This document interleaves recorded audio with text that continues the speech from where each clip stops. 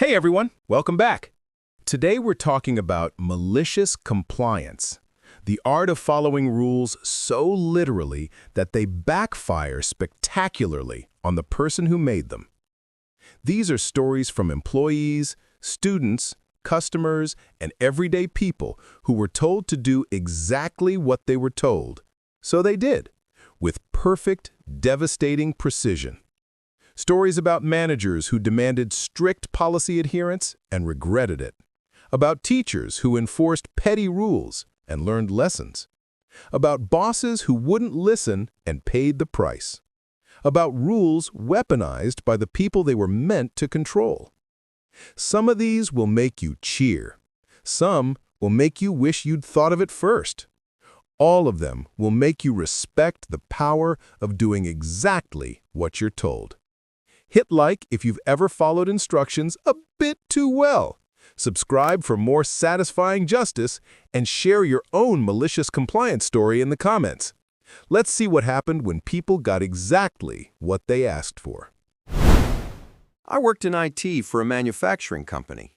Small team, 4 of us supporting 500 employees across 2 shifts.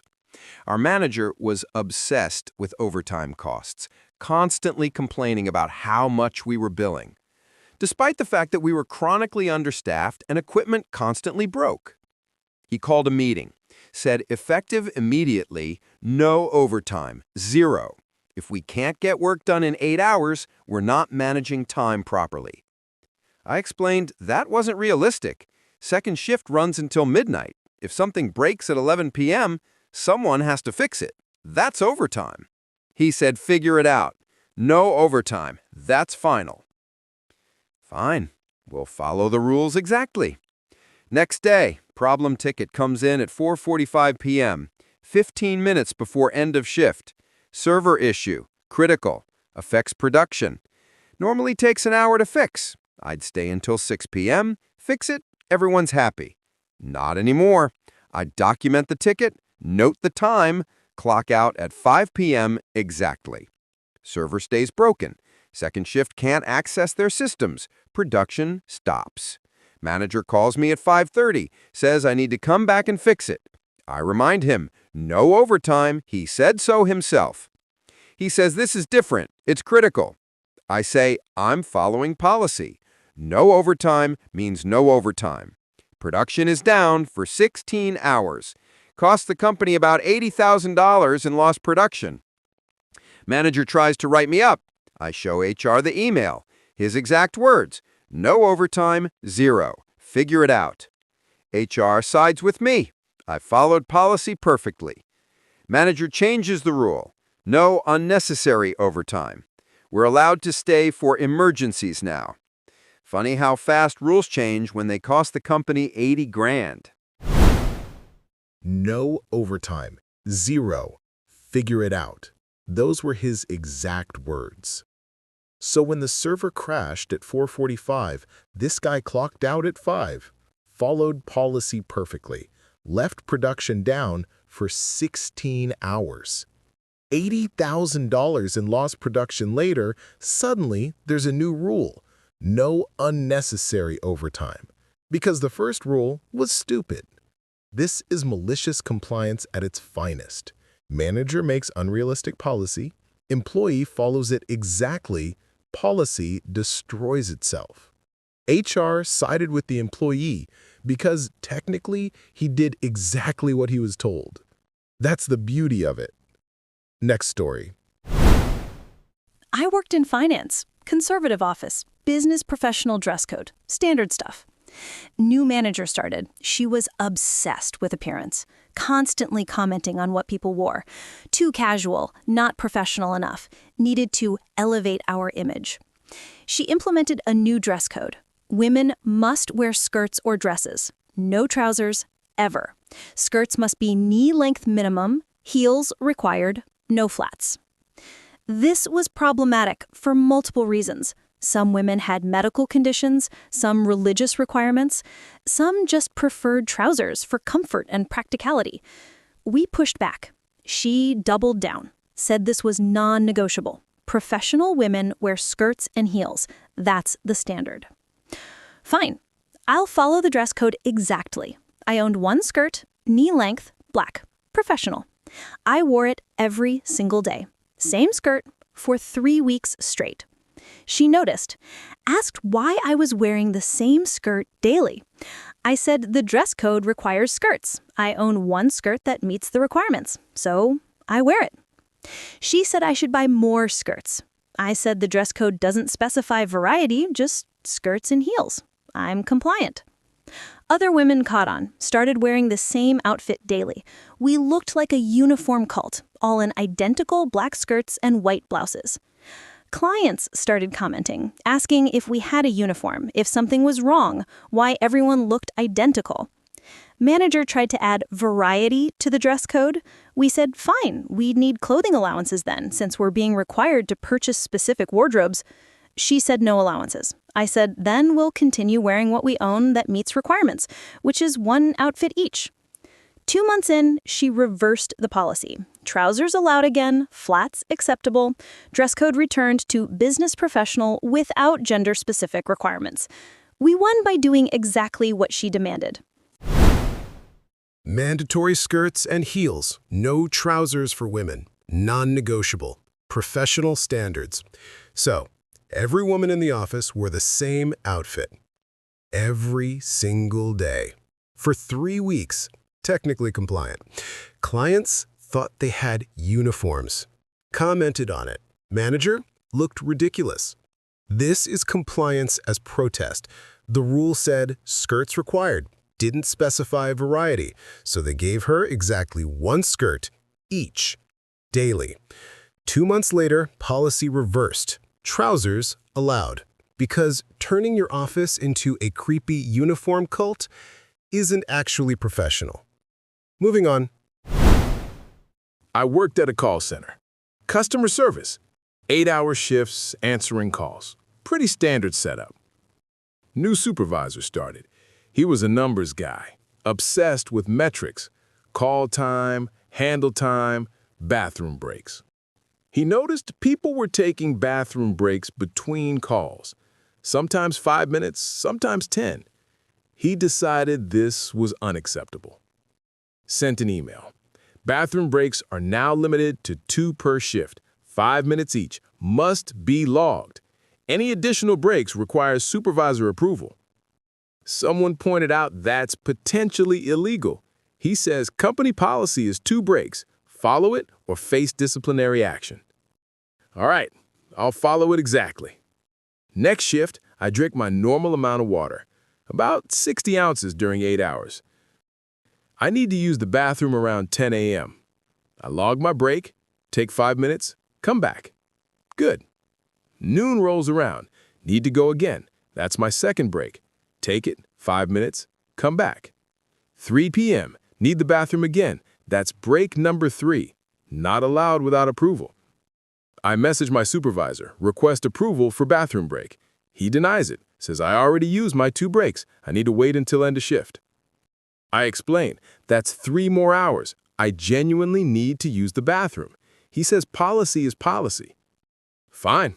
I sit at my desk, take calls, don't go to the bathroom. 4 p.m. Really need to go. Can't focus on calls. Customers are complaining about my distraction.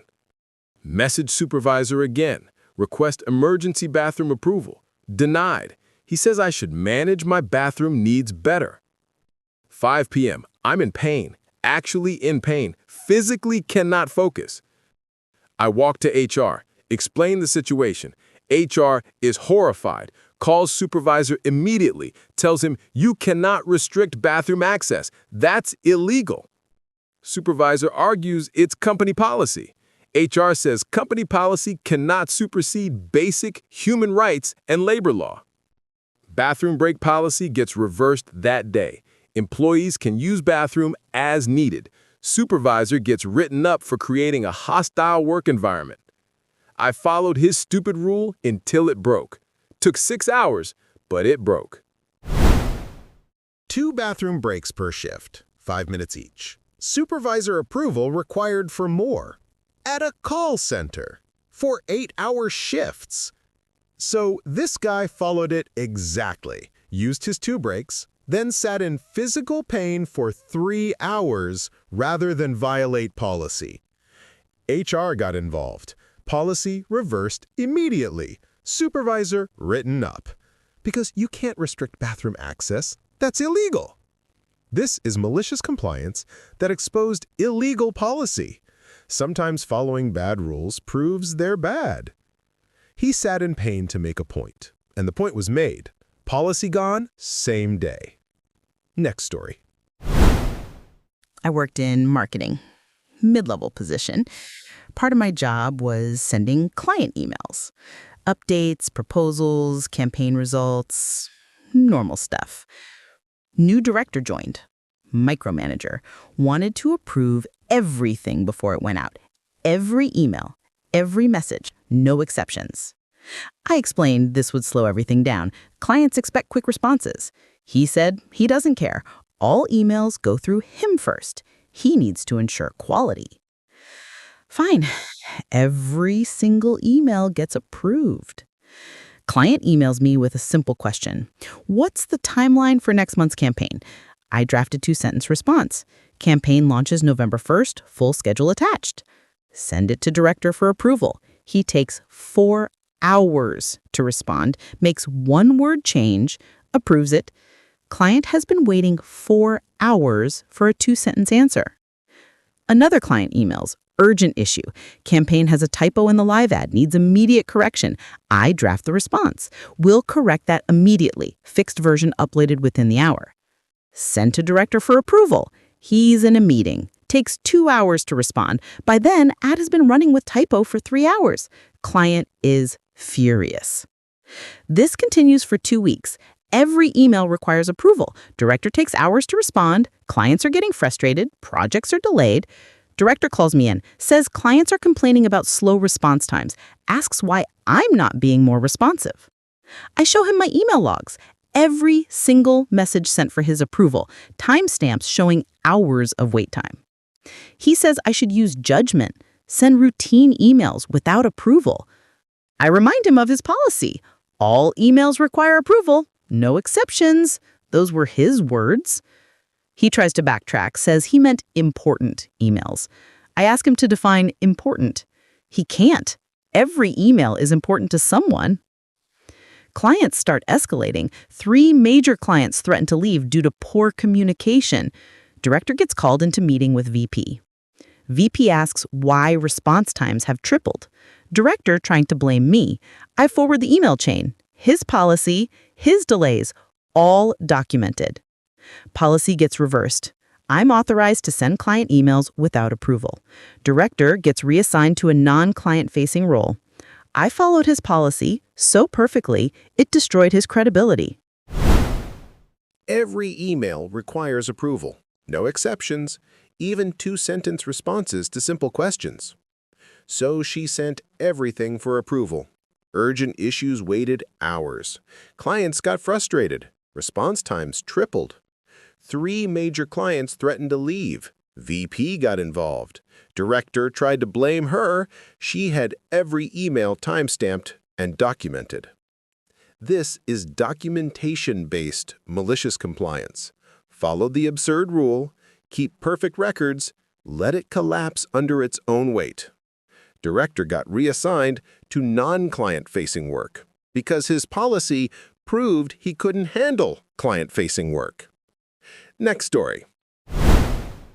I worked at a company with assigned parking spots. Executives got spots near the entrance. Everyone else got spots based on seniority. I'd been there 8 years, had a decent spot, not front row, but close enough. New executive hired, VP of something. He decided his assigned spot wasn't good enough, wanted one closer. There was one spot closer, the accessible parking spot. Legally required, always kept open for anyone with accessibility needs. VP demanded that spot. HR explained it's legally required accessible parking. He said nobody ever uses it. It's wasted space. He wants it. HR said no, it's required by law. He went above HR, got CEO approval somehow. Accessible spot became VP parking. This annoyed everyone, but also it's illegal. You can't eliminate accessible parking.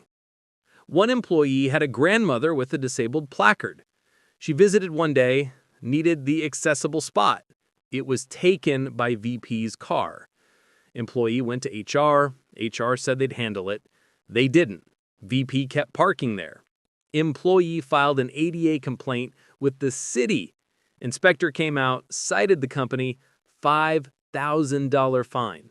Company had to immediately restore accessible parking. VP was furious, demanded to know who filed the complaint. Company couldn't tell him. Anonymous complaint. VP started parking in the newly restored accessible spot anyway, just ignored the fine. Employee's grandmother visited again. VP's car in the spot again. She couldn't park. Employee called parking enforcement. VP got ticketed $500. Plus, his car got towed. VP came back from lunch, car gone. Had to pay $500 ticket plus $200 tow fee. He tried to get the employee who did this to him fired. HR reminded him he was parked illegally in a legally protected, accessible spot after being warned. CEO got involved, told VP to park in his assigned spot, stop creating legal liability. VP complied, but he complained constantly about unfair parking for months. Sometimes malicious compliance is just letting someone break the law until they get caught. VP took the accessible parking spot, despite it being legally required. Got CEO approval somehow. Employee's grandmother couldn't park because VP took the only accessible spot. So the employee filed an ADA complaint, $5,000 fine. VP kept parking there anyway, got ticketed and towed. $700 in fines and fees. Still complained it was unfair. This is compliance with actual law instead of company policy. Sometimes malicious compliance is just reporting illegal behavior. VP never figured out who filed the complaint, probably still mad about his towed car. Moving on.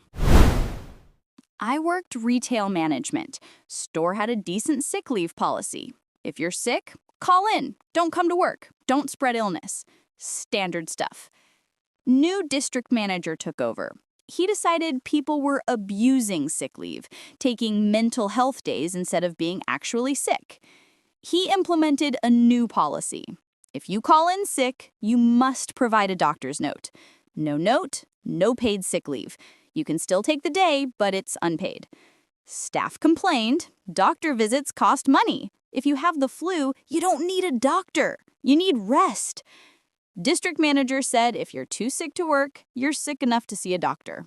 Policy is final. Fine, I'll follow it. Exactly. I felt a cold coming on. Normally, I'd take a sick day, rest at home, be better in 2 days. Not anymore. Policy says I need a doctor's note, so I went to work sick. I was obviously sick, sniffling, coughing. Customers complained. I apologized, explained I couldn't afford an unpaid sick day. District manager happened to visit that day, saw me working sick, asked why I didn't stay home. I reminded him of his policy. Doctor's note required. I don't have one, so I'm working. He said I'm getting customers and staff sick. I said I can't afford a doctor visit for a cold, and I can't afford unpaid leave. He said I should have planned better. I said I'll go home if he approves paid sick leave without the note. He refused. I continued working, visibly sick, for 3 days. 7 employees caught my cold, including the district manager. He called in sick without a doctor's note. I pointed this out to HR. He took paid sick leave without providing documentation, violating his own policy. HR made him provide a note retroactively. He had to go to urgent care, $150 copay for paperwork. 2 weeks later, policy quietly changed. Doctor's notes only required for absences over 3 consecutive days. Sometimes you make your point by following the bad rule and letting it infect everyone. doctor's note required for all sick leave. So, she worked sick for 3 days, got 7 people sick, including the district manager. He called in sick without a note, violated his own policy. HR made him provide documentation retroactively, cost him $150. Policy changed 2 weeks later. Doctor's notes only for extended absences. Because forcing sick people to work infects everyone. This is biological warfare as malicious compliance. Can't afford a doctor? Come to work sick. Policy demands it. 7 people learned why the old policy was better, including the guy who changed it. Couple more stories. I'm a software developer. During pandemic, entire company went remote. Worked from home for 2 years. Productivity actually increased. Company decided to end remote work. Everyone back to office. 5 days a week, no exceptions. Many employees pushed back. We'd proven remote work was effective. Why force return to office? Management said in-person collaboration is essential. Company culture requires physical presence, non-negotiable. They wanted us in office 9 a.m. to 6 p.m., strict attendance tracking, badge scans monitored. Fine, I'll be in office exactly as required. I live 45 minutes from office. Used to start work at 8 a.m. from home, get more done before meetings started. Now I arrive at 9 a.m. exactly, not 8:55, not 8:45, 9 a.m. I take my full lunch hour. Used to eat at desk and keep working. Not anymore. Policy requires office presence, doesn't require working through lunch. I leave at 6 p.m. exactly. Used to work until 7 or 8 p.m. from home. Flexible hours. Not anymore.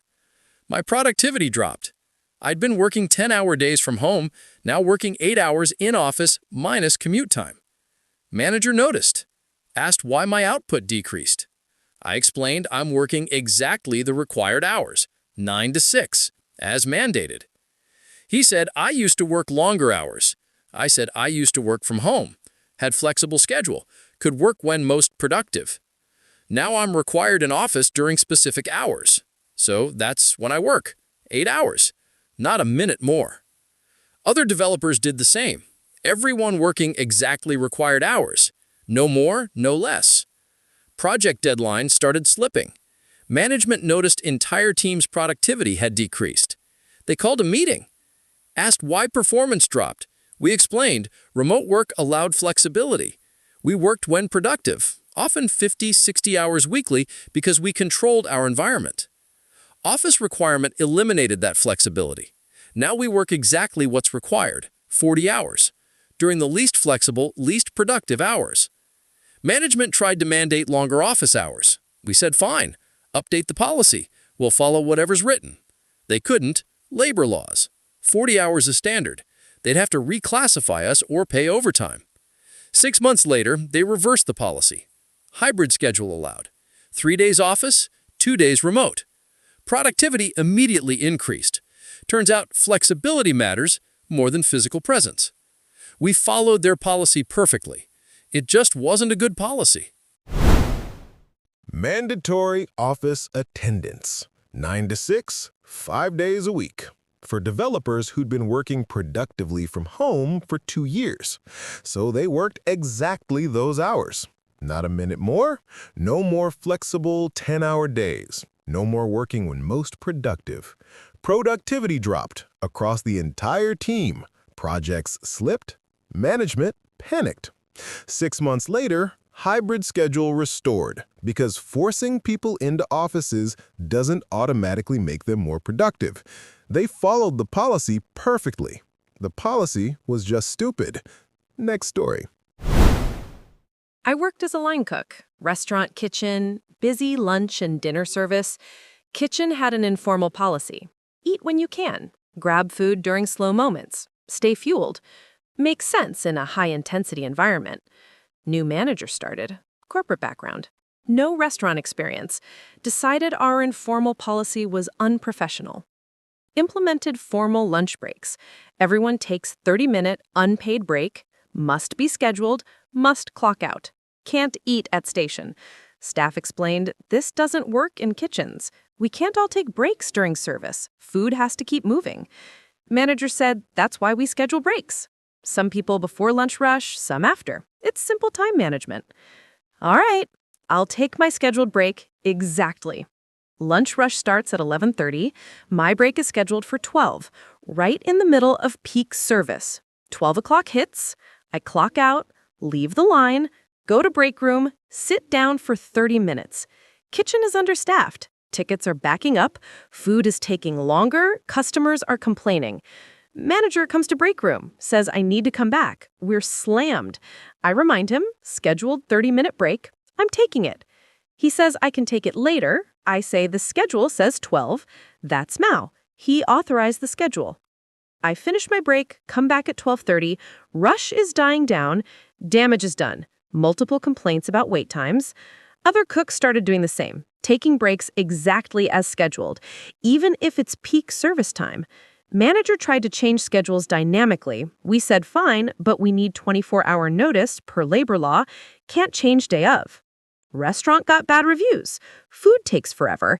Kitchen seems understaffed. Service is slow during lunch.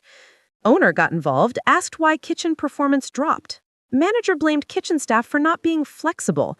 Staff showed the break schedule, manager's policy, manager's timing. We're just following it.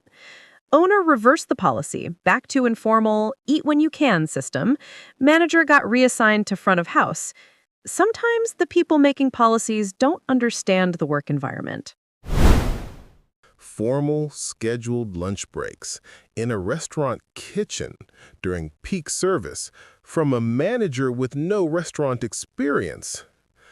So, everyone took breaks exactly as scheduled, even when it was the worst possible time, because that's what the schedule said. Food slowed down, complaints increased, owner got involved, policy reversed, manager reassigned. This is industry-specific malicious compliance. Some policies only work in specific environments. Kitchens aren't offices.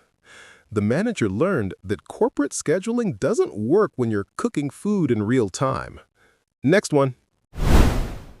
I worked as a facilities manager, handled building maintenance, repairs, vendor contracts, kept things running. Boss decided I wasn't documenting enough, wanted detailed records of everything, every task, every decision, every conversation. I said I document important things, contracts, work orders, safety issues. He said that's not enough. He wants everything documented, daily. He wanted to know exactly what I did all day. Said if it's not documented, it didn't happen. Fine. I'll document everything. Started keeping detailed logs, time-stamped, every single action. 8 a.m., arrived at office, checked email. 8:15 a.m., responded to email from vendor about HVAC maintenance. 8:20 a.m., walked to storage room to check supply levels. 8:35 a.m., returned to office. 8:40 a.m., received call from third floor about broken door handle. 8:45 a.m., walked to third floor, inspected door handle, determined repair needed. 9 a.m., returned to office, called locksmith for quote. 9:15 a.m., received quote, $150 for repair, authorized repair, and so on. For entire day, every action, every conversation, every decision. I documented bathroom breaks, water fountain visits, time spent walking between floors. Sent daily report to boss, 5 to 7 pages, every single day. First week, he read them, made notes, seemed satisfied. Second week, he started skimming. Third week, he stopped reading them entirely. Too much information. He called me in, said, "This is excessive. I don't need this much detail." I reminded him. He said, "Document everything. If it's not documented, it didn't happen." I'm following instructions. He said, "Use judgment. Document important things." I asked him to define important. He couldn't. I continued sending daily 7-page reports, every action timestamped. A month later, he sent email. Previous documentation level is acceptable. Daily reports no longer required. I reduced to original system, important items documented, daily minutia ignored. He never questioned my documentation again. Turned out, he didn't actually want to know everything. He just wanted to micromanage. Malicious compliance showed him that's a terrible idea. Document everything. Every task, every decision, every conversation. If it's not documented, it didn't happen. So, he documented everything. Bathroom breaks, walking between floors, counting cleaning supplies, 7-page daily reports. Boss read them for a week, started skimming, then stopped entirely. Too much information. This is documentation overload as malicious compliance. You want everything documented? Here's everything. Enjoy reading. 1 month of 7-page reports, and suddenly the original system was fine. Funny how that works. 2 more stories. I worked construction, site safety coordinator. My job was to make sure everyone followed OSHA regulations, wore proper gear, and didn't take shortcuts. Our site foreman didn't like that. He thought safety slowed things down. He wanted faster production, fewer checklists, fewer unnecessary precautions. So he started cutting corners. No goggles for a quick cut, no harness for a short climb, no gloves for a small job. I documented every violation and sent it up the chain. The project manager gave him a verbal warning. That's when he got defensive. He said I was being inconsistent, that my rules changed depending on my mood. Then he challenged me. Show me exactly where OSHA says we need all this equipment. In writing, every single rule. If it's really required, prove it.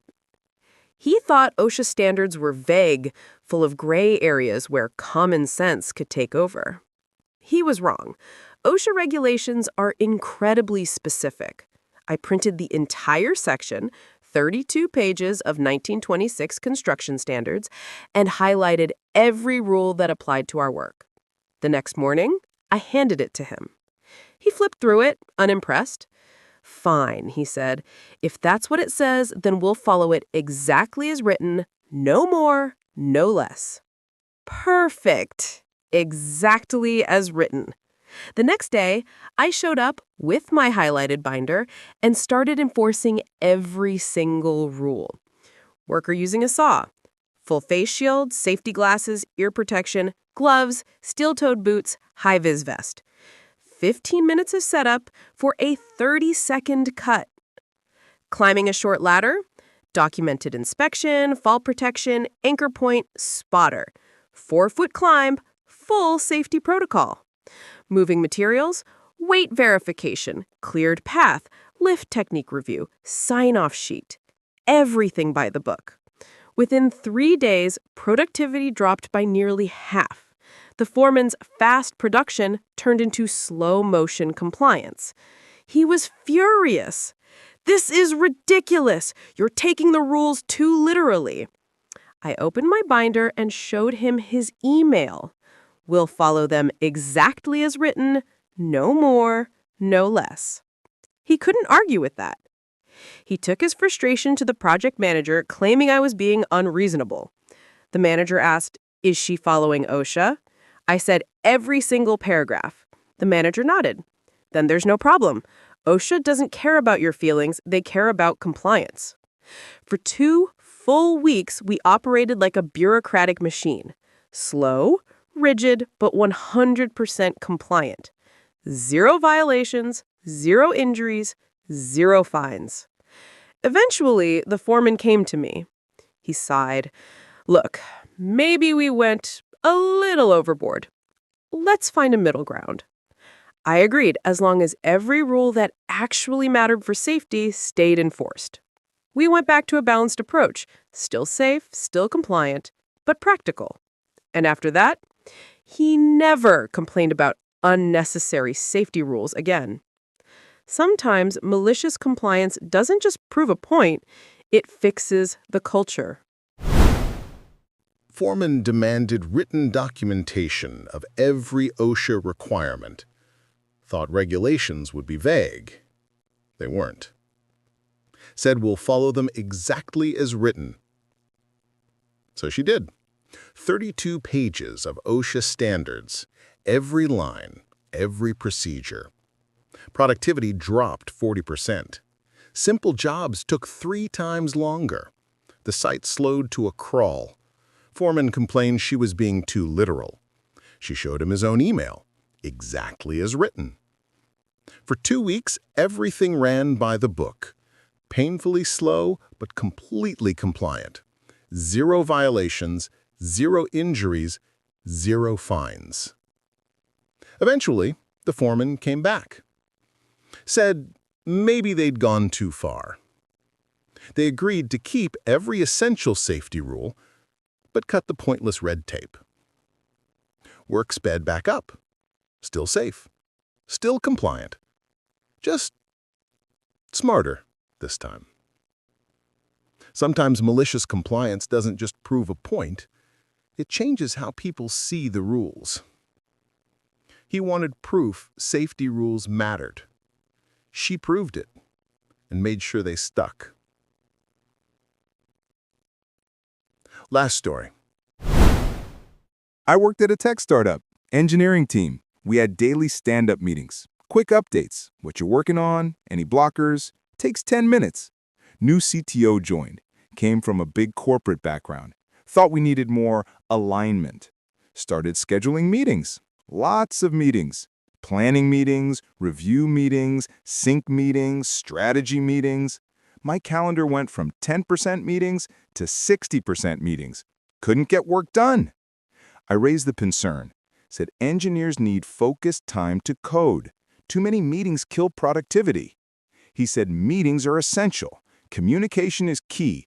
Attendance is mandatory.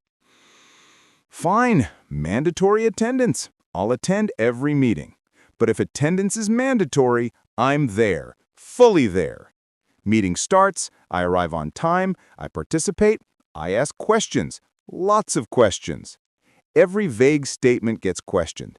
Can you clarify what you mean by synergy? What specific metrics define success here? What's the timeline on that deliverable? Every decision gets examined.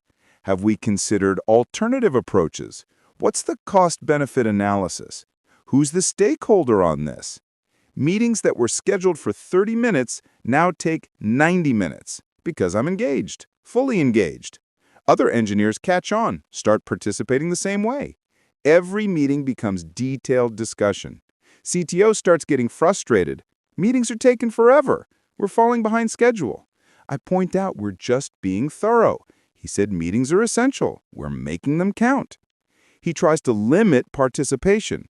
I remind him attendance is mandatory. He wants us there. We're there, fully present. Week goes by. His calendar is back-to-back meetings that now run over time. He's not getting his work done. He sends email, reducing meeting frequency, making most meetings optional, only critical attendance required. My calendar goes back to 20% meetings. I can actually code now. Funny how mandatory meetings become optional when they take too much time. Sometimes malicious compliance is just taking meetings seriously. Mandatory meetings. Attendance required. Communication is key. CTO scheduled meetings at 60% of everyone's time. So they attended fully, asked questions, lots of questions, made every meeting count. 30-minute meetings became 90 minutes. CTO's calendar became back-to-back overtime meetings. He couldn't get his own work done. Suddenly, meetings became optional. This is participation-based malicious compliance. You want to send meetings? We'll be in meetings, fully engaged, thoroughly engaged. Calendar went from 60% meetings back to 20%. Engineers could code again. All because they took meetings too seriously. Mandatory attendance works both ways. If you demand presence, expect participation. Let me wrap this up. So those were 11 malicious compliance stories. People following rules so perfectly they destroyed them. No overtime meant no emergency fixes. Dress codes became uniform cults. Bathroom restrictions became pain and lawsuits. Email approvals killed client relationships. Parking enforcement went to war. Sick policies infected everyone. Remote work mandates killed productivity. Kitchen breaks destroyed service. Documentation requests drowned managers. Safety regulations slowed everything down. And mandatory meetings got questioned into oblivion. In every case, someone made a rule. Someone else followed it exactly. The rule collapsed under its own stupidity. Here's the thing about malicious compliance. It works because bad rules don't survive perfect execution. They're designed assuming people will bend them, ignore parts, use common sense. But when you remove that flexibility, when you follow the letter instead of the spirit, the flaws become obvious, fast. The overtime ban cost $80,000. The dress code looked like a cult. The bathroom policy broke labor law. The email policy lost clients. The parking theft got towed. The sick policy infected everyone. The remote mandate killed output. The kitchen policy got bad reviews. The documentation buried managers. The safety enforcement slowed production. The meeting policy ate schedules. And in every case, the rule changed, because malicious compliance proved it was a bad rule. If these stories made you appreciate the power of following instructions exactly, hit like. Subscribe for more satisfying justice, and share your own malicious compliance story in the comments. And if you're making rules at work, remember, your employees are smarter than you think, and they will absolutely follow your bad policies until those policies break. Thanks for watching. Follow the rules, all of them, exactly as written. See what happens. See you next time.